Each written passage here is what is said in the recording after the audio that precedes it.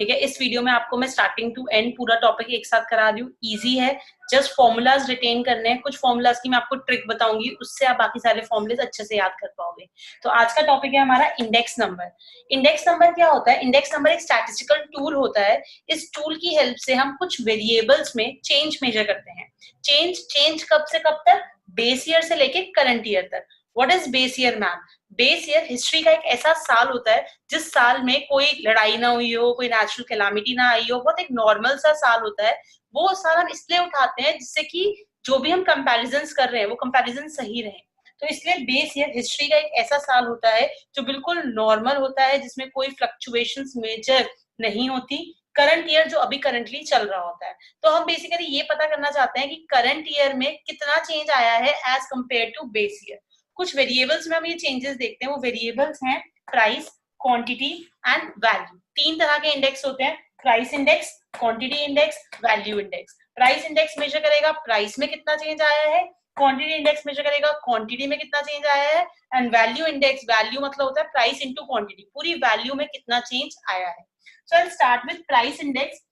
और quantity index बिल्कुल same है एग्जैक्टली, ठीक है, सारे फॉर्मूले सब कुछ सेम है, बस आपने पी की जगह क्यू लिख देना है और बाकी सब कुछ एग्जैक्टली सेम चलेगा। एक चीज और, बेस ईयर को हम डिनोट करते हैं 0 से एंड करंट ईयर को हम डिनोट करते हैं 1 से। तो प्राइस इंडेक्स निकालते हैं तो उसका सिंबल होता है P01 एंड जब क्वांटिटी इंडेक्स निकालते हैं उसका सिंबल होता है Q01 और जब वैल्यू इंडेक्स निकालते हैं तो उसका सिंबल होता है V01।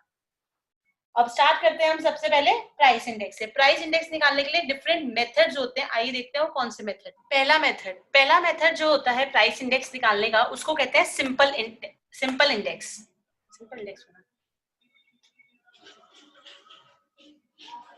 पहला मेथड जो होता है प्राइस इंडेक्स निकालने का, वो होता है सिंपल मेथड। ये बहुत ही सिंपल है, एग्जाम में बहुत रेयरली कभी आता है, लेकिन ये बेस है।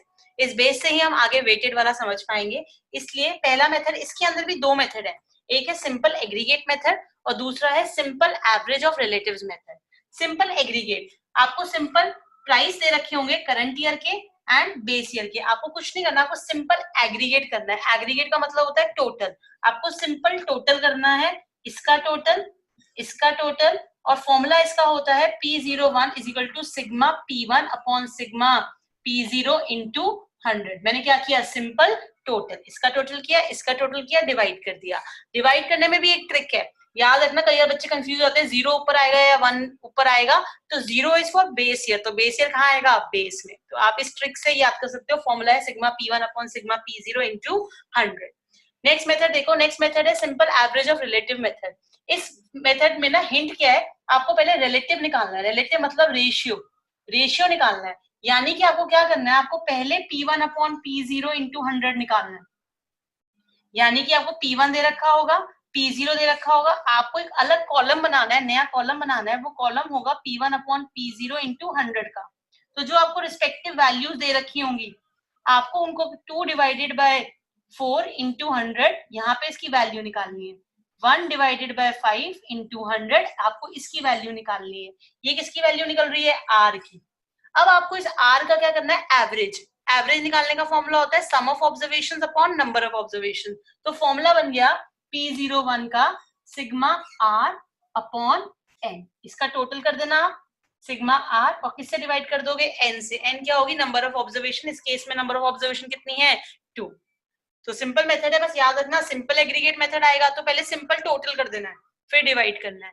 Simple average of relative method आएगा तो पहले रिलेटिव निकालना है, यानी पहले रेशियो निकालना है, फिर उसका एवरेज करना है। एवरेज करने के लिए sum of observations upon number of observation. ये हमारा पहला मेथड था जिसके अंदर 2 पार्ट्स है, सिंपल मेथड। सेकंड मेथड है हमारा वेटेड मेथड। इसमें भी देखो आप P1 और P0, ऊपर करंट ईयर नीचे बेस ईयर, वो हमारा रूल इसमें भी वैलिड है। इंटू 100 भी करना है इसके अंदर। सिर्फ इसमें फर्क क्या है, ऊपर और नीचे आपको वेट से मल्टीप्लाई करना होगा। अब ये वेट्स क्या होंगे, ये इसके बड़े सारे मेथड्स है इसके अंदर, वो वेट्स हर उस मेथड के हिसाब से चेंज होते जाएंगे। जैसे कि इसका पहला मेथड है लास्परेज मेथड। अब लास्परेज मेथड की एक ट्रिक बताती हूँ मैं आपको। L for Laspeyres, L for last year. Current और बेस में से लास्ट कौन सा है, बेस ईयर को ही लास्ट कहेंगे ना। तो हम इसमें वेट्स जो लेंगे वो लेंगे बेस ईयर क्वांटिटी।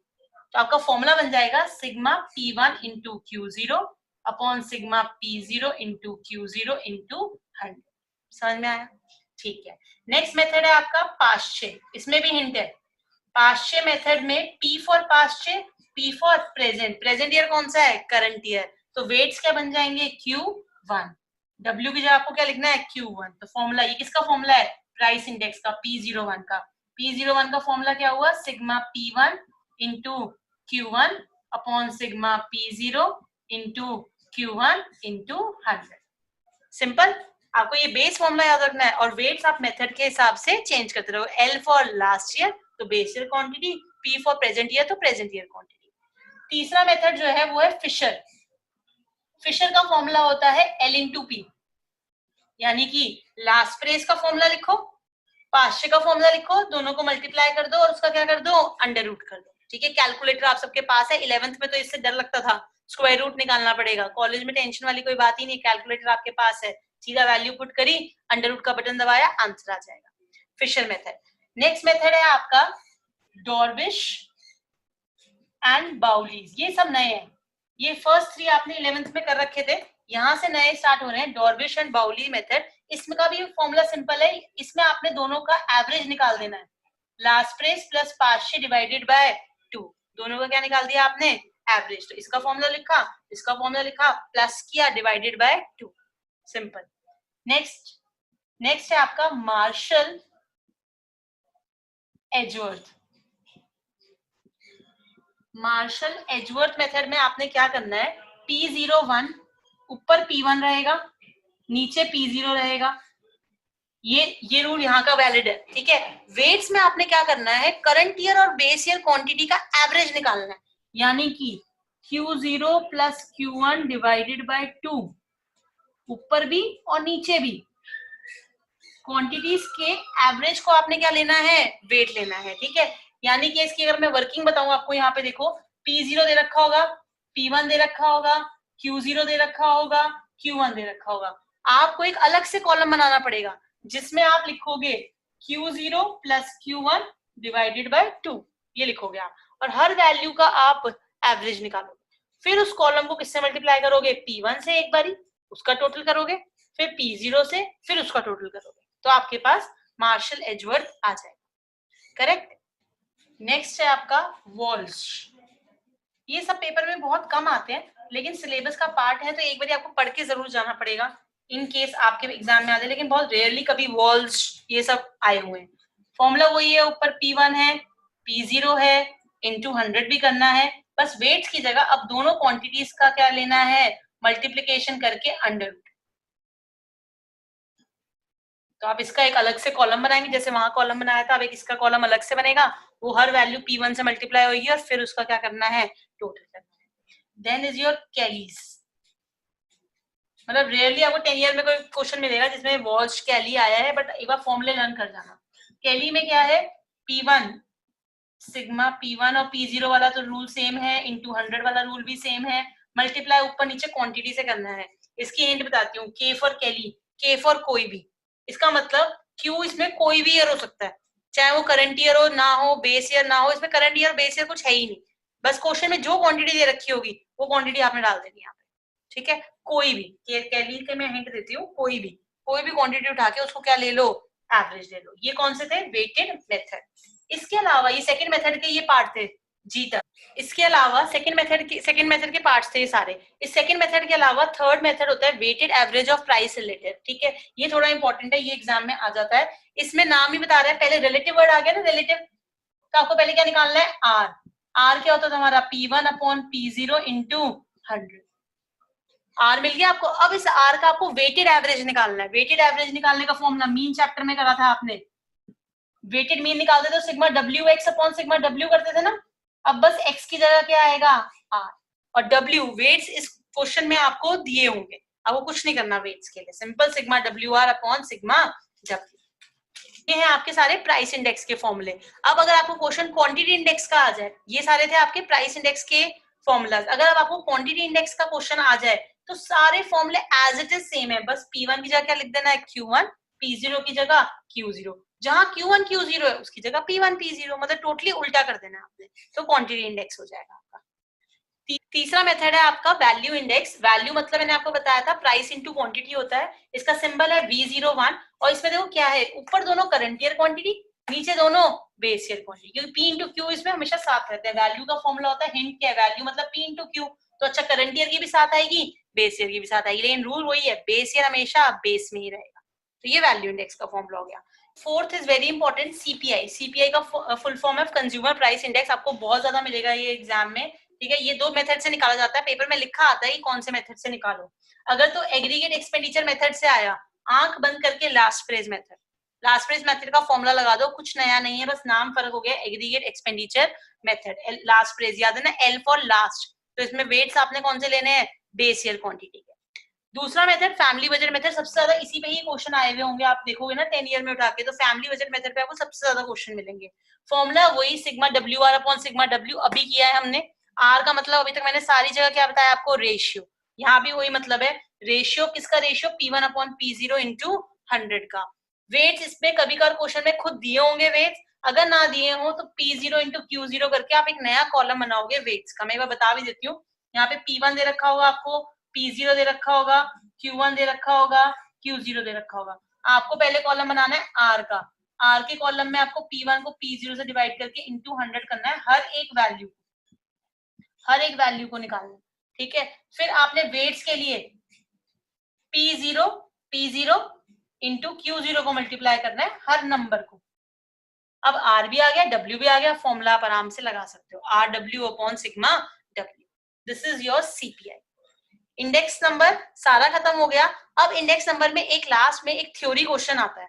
इसके बाद इंडेक्स नंबर चैप्टर में एक थ्योरी क्वेश्चन आता है, that what are the different test of consistency और एडुकेसी। मतलब ऐसे कौन कौन से टेस्ट हैं जिससे मैं पता लगा सकती हूँ कि कौन सा मेथड कंसिस्टेंट है। कंसिस्टेंट मतलब हर सिचुएशन में मेरे को सही आंसर देगा। एडुकेट मतलब सफिशिएंट है, इसके अलावा और किसी मेथड की जरूरत नहीं है।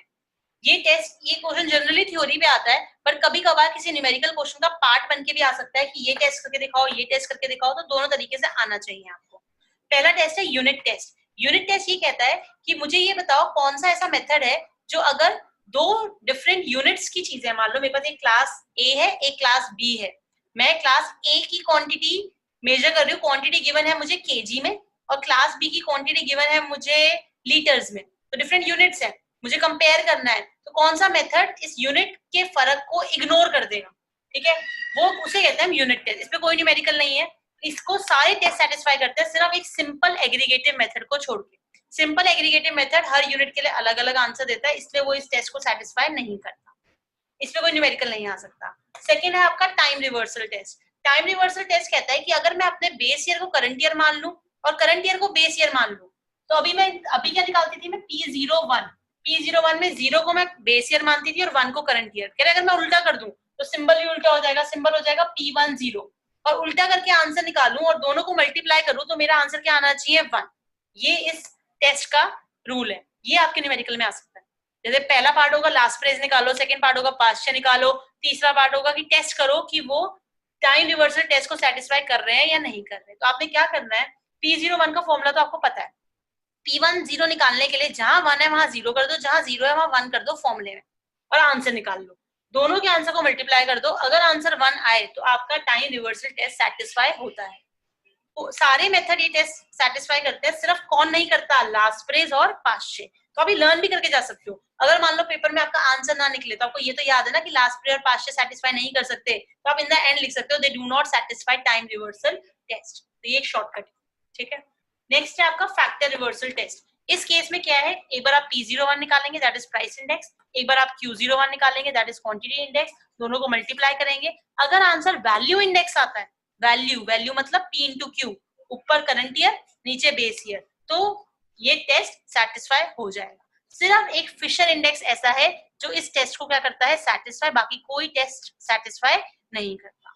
लास्ट है आपका सर्कुलर टेस्ट। सर्कुलर टेस्ट क्या कहता है, अगर 2 से ज्यादा टाइम पीरियड दे रखे हो, एक 0 time period base year, 1 current year और एक और टाइम पीरियड दे रखा है 2, तो जब मैं P01 निकालूंगी तो 0 मेरा बेस, 1 मेरा करंट। जब मैं P12 निकालूंगी तो 1 मेरा बेस और 2 मेरा करंट, और जब मैं P20 निकालूंगी तो 2 मेरा बेस होगा और 0 मेरा करंट ईयर होगा। जब मैं इन सबको निकाल के मल्टीप्लाई करूंगी तो आंसर क्या आना चाहिए, 1 आना चाहिए। सिर्फ एक फिशर इंडेक्स ऐसा है जो इस टेस्ट को क्या करता है, सेटिस्फाई। तो आप ये एक शॉर्ट में लर्न करके जा सकते हैं, ठीक है। थ्योरी क्वेश्चन आएगा तो पूरा फुल फ्लेज आप इसको अटेम्प्ट करेंगे, किसी न्यूमेरिकल का पार्ट आएगा तो वो भी आपको आना चाहिए।